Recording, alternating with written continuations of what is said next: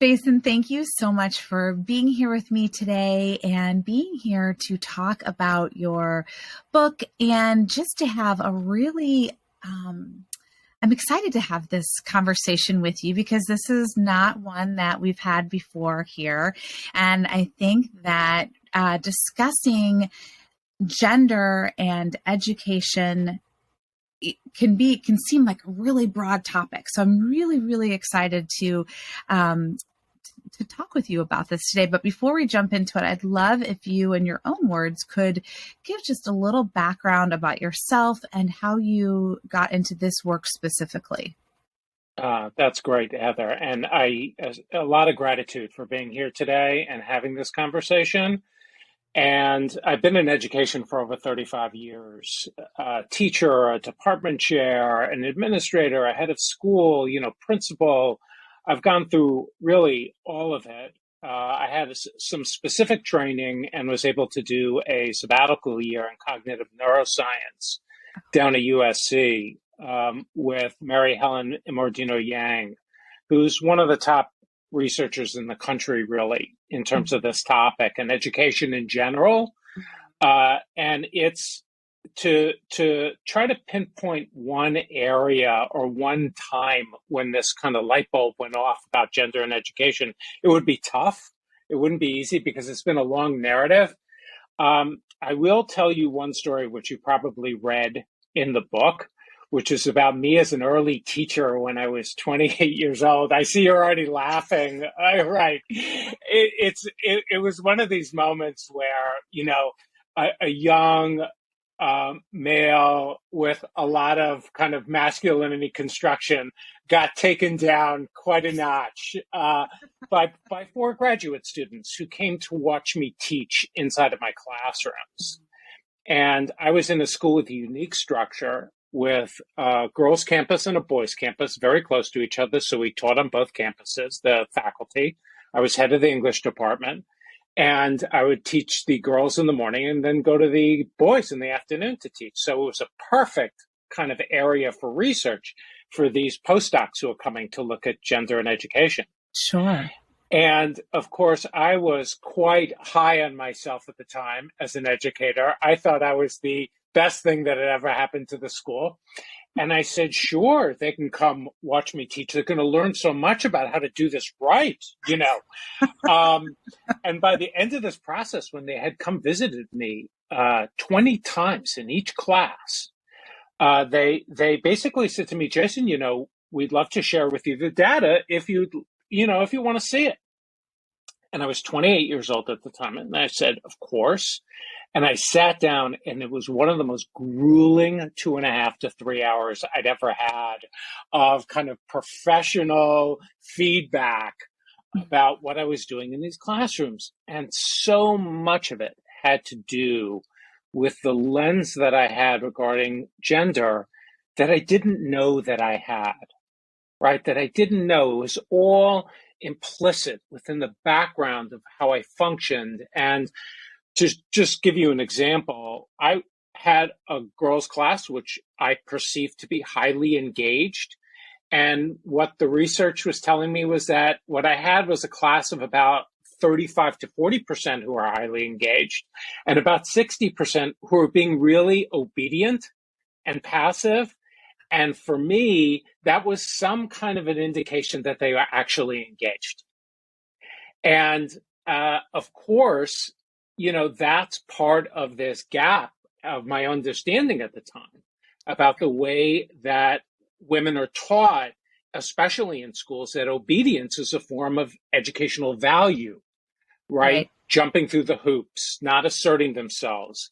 And then, of course, this gets very much translated later on in life for them in their professional lives and in all sorts of areas in their personal lives, which has been told to me numerous times by adults and parents who identify as women.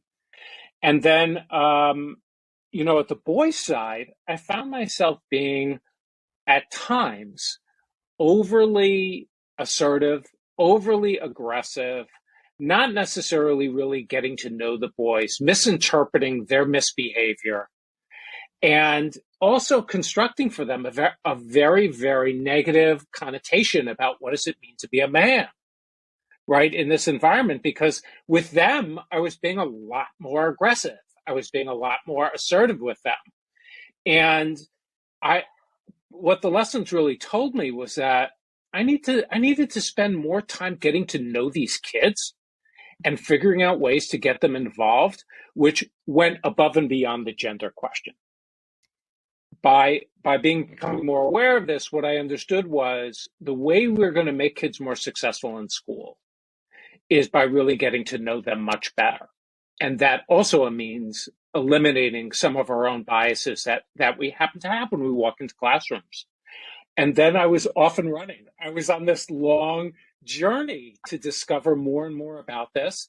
And then around #MeToo was the time I said, I need to sit down and start writing about this and writing. And in 2018, I sat down to actually write the book. I'd been writing a blog for a while, and the book emerged 4.5 years later. So that's the the log cabin story on what happened. I mean, it is amazing, and I'm so glad you shared that, because there are several pieces of that I think are really, really important that translate in education, but translate, I mean, also into just human interaction and the way that we talk to each other, and we don't even realize some of the things that we're doing, right? And I'm wondering if this lines up. I'm just going to say a few things and you can tell me. The tone of our voice, our body language, the words that we choose to use. 100%. I think it is absolutely fascinating. And as I was reading your book, I was thinking to myself, I mean, it made me kind of do reflection along the way. And I think that's one of the things that I loved about it, was thinking, oh gosh, this is such an automatic thing, but why is it automatic? Right? Correct. Right. Exactly. And I think we have a lot invested in terms of, as adults, the identities that we create, particularly around sexuality and gender, and they've been embedded in us for a very long time. And so to recognize that, what I try to tell the teachers, that's right, it's called implicit bias for a reason. Mm-hmm. It's not something that you're necessarily aware of. And at the same time, one of the dangers of it, particularly as educators, kids spend so much of their time in schools, right? 6, 8, 10 hours a day. So much of acculturation and culture and what they get is from being around adults like us, being around the educators. Right. So we have to be really aware of how we relate to gender. It's one of the first places I go when I do faculty workshops. And I do work with faculties in schools. I ask them, tell me your gender story. Tell us how you experience gender. When did you first become aware of gender as an idea? And I get incredible stories from faculty members. Incredible. Everybody's got a story. Everybody. Of course. And I would imagine depending on how old they are, makes the story, I mean, I would imagine generationally, those stories are quite fascinating, I guess. Oh, wow. Yeah, absolutely. Yes. Oh my goodness. I love that. And I love, I think one of the things that I always say in what I do is the whole, and it's so simple, simplifies everything, or it's simplistic, is the name it to tame it, right? So in speaking, I typically use it speaking of fear, talking about fear. But in this case, it works too, because once you bring something like this, become aware of it, then you begin to see it in your behaviors and your actions. And that's how you can begin to shift, right? That's where the shifts begin, is becoming really just aware. It's your awareness. Mm-hmm. Yeah. Is that what you teach when you are working with other educators? Absolutely. I mean, it's the place you have to begin because unfortunately, I thought my book, when I was originally writing it, might be a little bit controversial. Now we end up in 2023, and it feels like we're in the middle of a fire around this issue. So, one of the things I have to communicate to the teachers right away is that the reason we're doing this is to make kids more successful in school. That gets lost sometimes in all of the politics and the polarization around gender as an issue. That I think my book is really committed to figuring out ways for faculty to feel like they're helping students with what they're supposed to be teaching them. Right. And we do that through a gender lens. And then all of a sudden the guards come down a little bit. Yes. Well, they do, because, and I will say that I did not once feel like I was reading a book with a political agenda at all. And that's so good to hear. Right. Yes, Right. and I mean, I'm sure, and like you, I do pay attention quite a bit to politics, and I am very tapped into them. And I thought I might, to be honest, because how we're talking about gender, it's one of the top 5 things that are, like you said, on fire right now, right? Yeah. And you and I are paying attention to it for many, many reasons. So I was like, oh wow, like this is like fully an educational, engaging educational book. It's not you should think this because of this like thing over here that I felt like I was being a little bit hoodwinked, or like, right. That's right. Or this is a little questionable, or, where sometimes you're like, that just doesn't feel right. That is not how this felt. So I really appreciate how you wrote this, which is a gift. So thank you. And I appreciate also that you brought in one of the things that you and I were talking about before, and I really, really want to talk about it, is because this was such an aha thing for me. The whole idea of math and literacy, or math and English, or however you want to talk about it. I mean, who out there listening to this says math is for men, right? I mean, I guess we all think that to a certain degree on some subconscious level. I've always thought, I'm not good at math. I'm just not good at math, right? Well, why am I not good at math? Right, exactly. Right? Exactly. Well, who decided at what point, well, she's a girl, she's a good reader. Gosh, look how fast she can read. We're going to make her a reader, right? We're going to make her good at English. So, oh yeah. And Heather, again, this is part of that constructed experience of school, which gets inherited from generation to generation. And that's the complexity of it, that Heather does not see herself as a math person.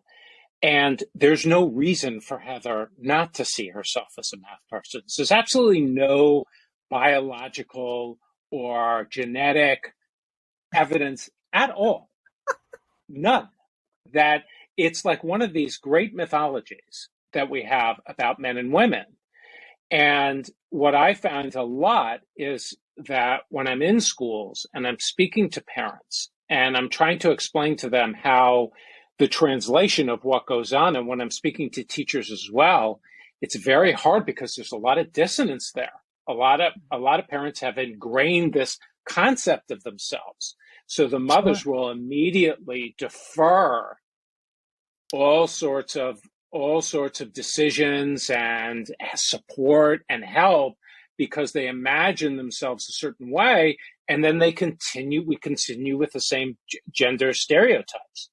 With teachers, it can be quite challenging because teachers often are not necessarily self-selecting into the field where they could have selected into places like engineering and computer science and even medicine. They often have selected into education because math was, quote unquote, not their thing. Right. So I'll go into schools, and these can be very woke environments, right? Places that see themselves as very progressive. And I will walk into their classrooms, and as you know, I mentioned this in the book as well, I'll walk around the classrooms, And 80% of the material in the classroom that's on the wall, that's represented, is English literacy skills, English language acquisition skills, projects. There's always some art projects, maybe a little bit of history. And then there's what I call the ubiquitous number line that runs across the top of the room, right? Okay. And the teachers think, oh, I've covered math.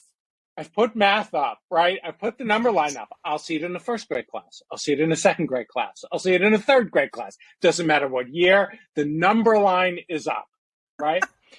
And I try to explain to the teachers that this kind of constructed representation is sending volumes of messages to the girls in the classroom and the boys in the classroom, and what they should be associating with and how they associate with it. And that is very cognitive, right? That is very cognitive, how they translate that experience based on who's presenting it to them. Right. And identity. So this begins at a very young age. This begins as early as kindergarten. I mean, with how it's taught, the way it's represented and everything like that. Yeah, it's really incredible.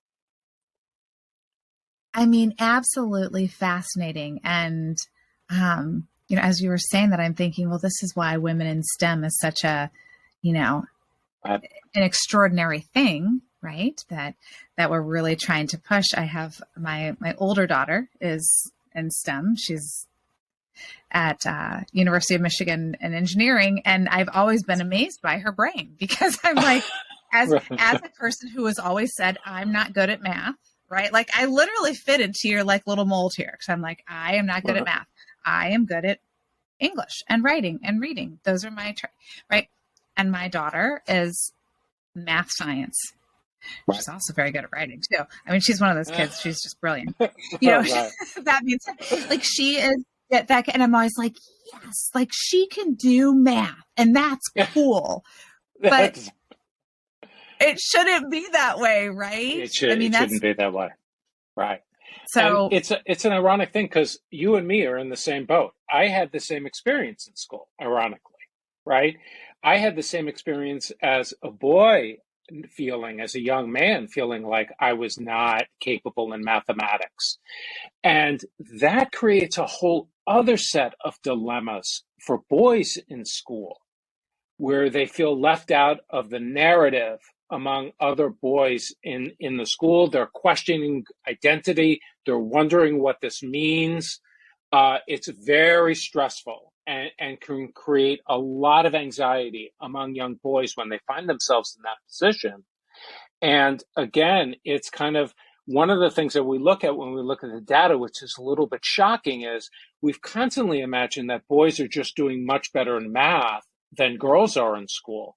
But in fact, PISA scores for the last 40 years have shown us that boys occupy the bottom 26% of math learners in the United States. But they get left out of the picture also because of gender bias. Right. Because we almost don't see them. It's almost like a shadow group that doesn't get acknowledged, because we're just so locked into these narratives of boys being good at mathematics. Right. And so we never address their needs. Right. Well, it's the whole idea of that's what we're comfortable with, right? And you address that as well here, is really, going right away the things that we're not comfortable with, right? So what is uncomfortable? Let's talk about that. and that's where we have to shift. And that works well for both of us, right? And what we're both doing. Yeah. What makes you uncomfortable? That's what we're talking about. So, I find this just so completely fascinating, and also something that we are fully capable of turning around. Right now that that you figured this out, now that you've written about it, and this is something that's being studied. This is something that, holy cow, this can shift education in such an extraordinary way. Wow. I think so. I think it's really, obviously, I think it's one of the core ways in which we can really address sort of impediments to learning, which have been around for a very, very long time.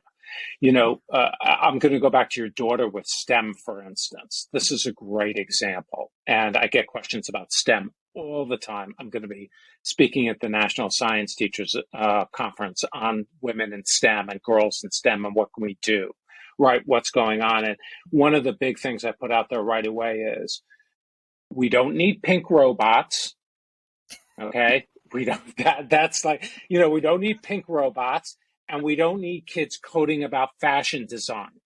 That's not going to get more girls involved in STEM. And I find that argument incredibly insulting to someone like your daughter, who has such a passion and an interest in something like engineering and possibly robotics. And there was some great teacher who inspired her and got her really feeling great about this.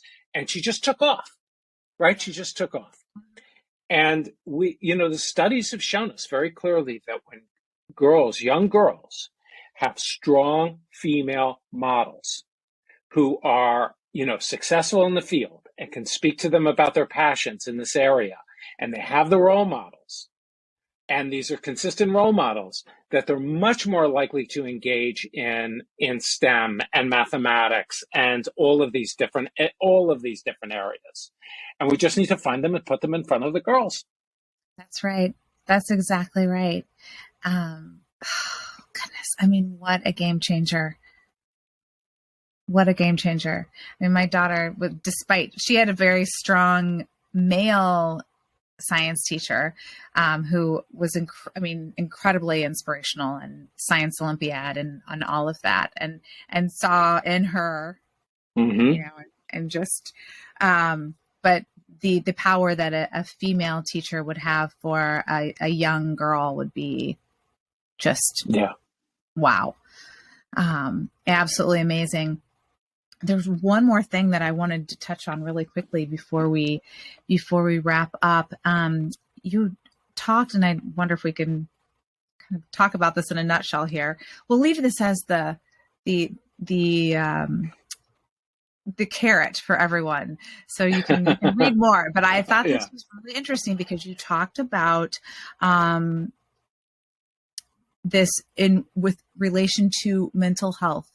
And you just talked about it just a little bit before, but I wanted to kind of circle back to it because I think that's a really, really powerful and important point that people we really don't realize. So could you talk about that just a little bit before we wrap up? Absolutely. I'm very passionate about this, not just because I want to make school more successful for students, but I also want them to feel safe inside of schools. And unfortunately, we do a lot of things. I'm a big believer that we've got it a little backwards. In other words, that I think that we think we're in this new age where kids are really thinking about themselves differently about gender right now. And I think actually kids have been thinking about themselves differently with gender for a very long time.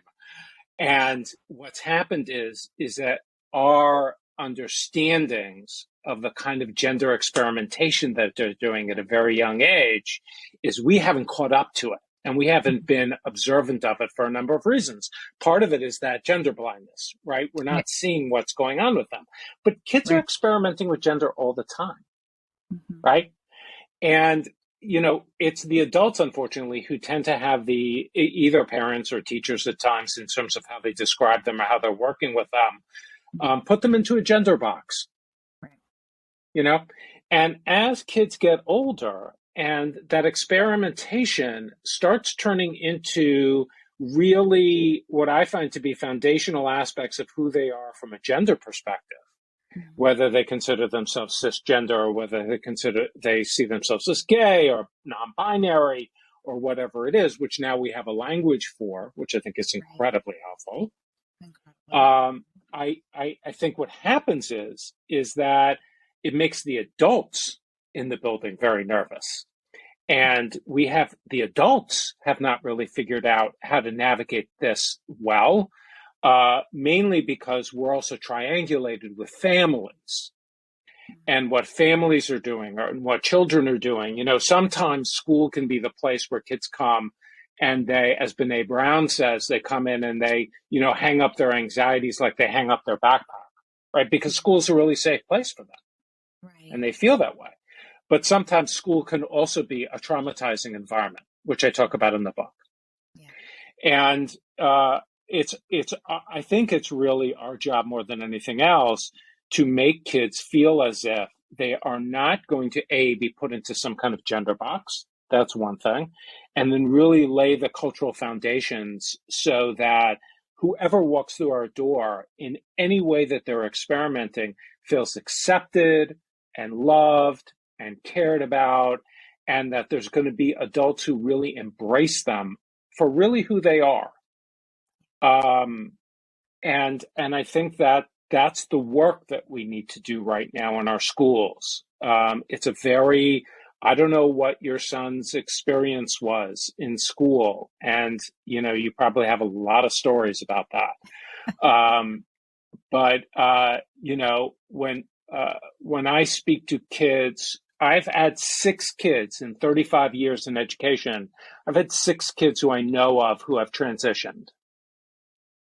And I stay in touch with about 3 of them. And, they've talked to me about what their experiences have been like at school and what they went through. And they knew about their transitioning process, some of them since they were 6 or 7 years old. Oh, yeah. Mm-hmm. Yeah. So, we find ourselves in contentious times, but I think there's also an opportunity to make schools really loving and caring and kind places where kids can, come in and really feel like they have safe spaces to exist and learn and grow. Yeah. Agreed. Oh my goodness. Well, I think that's a beautiful place for us to end for today. I am so delighted that you have been here, that you've taken time. I want to give the name of your book again for everyone. I'm actually going to hold it up for everyone to see. I'm going to do that too. If you're going to do that, I'm going to... Look at us. Here we go. The Gender Equation in Schools, How to Create Equity and Fairness for All Students. I will have the link for how you can get this book in the show notes and in all social media. And I just highly encourage you to read this book because it really is a game changer and a mind opener. So it aligns a lot more with work that we are doing than you may realize. So I love that. So Jason, is there anything else that you would like to share or to end with before we say goodbye? I just love the partnership. I love the collaboration and the conversations, and I just super appreciate being asked to be on the show. And thank you so much. Thank you so much. You are so welcome.